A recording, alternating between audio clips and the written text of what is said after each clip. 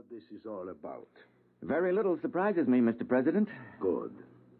As you know, Doctor, the Great War of 1960 left very little of the human race. What it did leave, well, 2 billion corpses, 3 continents rotting and unlivable, and every survivor mutating. I believe you yourself have had children who could scarcely be called human. Sorry to be so blunt. Why did you send for me, Mr. President? Doctor, suppose I gave you an opportunity to do something extremely practical. Such as? A chance to prevent the destruction of our world, which took place 30 years ago. To prevent what has happened? To stop an atomic war? Yes. Would you do it? I'd sell my soul to the devil, Mr. President. You mean that? Yes. Doctor, what would you say was the most important scientific discovery of the 20th century? I suppose Einstein's equation. E equals mc squared. Exactly. This formula unlocked the atom.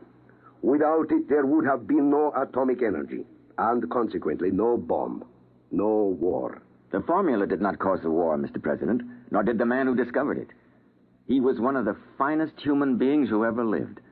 A man utterly dedicated to the pursuit of peace and harmony. Yes, exactly. That is what will make your task so abhorrent, Doctor.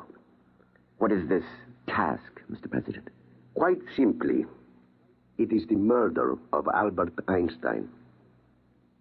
Are you insane? Perhaps. Only history will record that. But how in the name of heaven Albert Einstein died in 1956? I am well aware of that. In order to commit this murder, Doctor, you will have to travel back in time. Travel back? You mean that... I mean that our scientists have succeeded in their experiments. Parachronon penetration has been achieved. It's fantastic. Yes, so were atomic energy and rockets to the moon and radio waves long before both of those. You're actually suggesting that I return to the early 20th century to commit a murder? Yes. But why Einstein? Why not the men who took his contributions and twisted them into ghastly inhuman weapons? Why not them? Because others would replace them. There are many minds so filled with contempt for their own lives that they would be willing to destroy others, so warped with hate that they might even enjoy the job. No, it must be Einstein. Well, then why me? Why not select some murderer, some fiend? Because you are a man of the highest morality. This task must not be performed by some twisted monster. It must be done by a man of integrity who fully realizes his responsibility. To do otherwise would be to degrade ourselves and our victim. Come here, to the window. Do you see that covered barge lying in the East River? Yes. That barge is the finest laboratory we could assemble. Inside it is the mechanism for complete K-meson penetration, maintaining a stable configuration. In effect, it is a floating time machine. You've tested it? It was tested last week. Professor Milton Waxman went back 40 years in time and returned.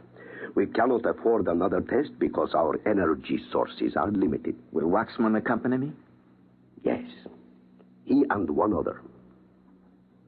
Well, Doctor, what is your answer? All right. I'll do it.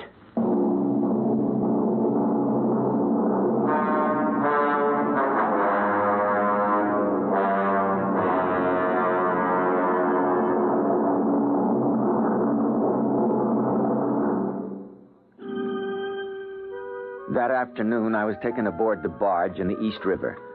I was left alone in the laboratory to wait for Waxman, the physicist who knew how to operate the chronosphere.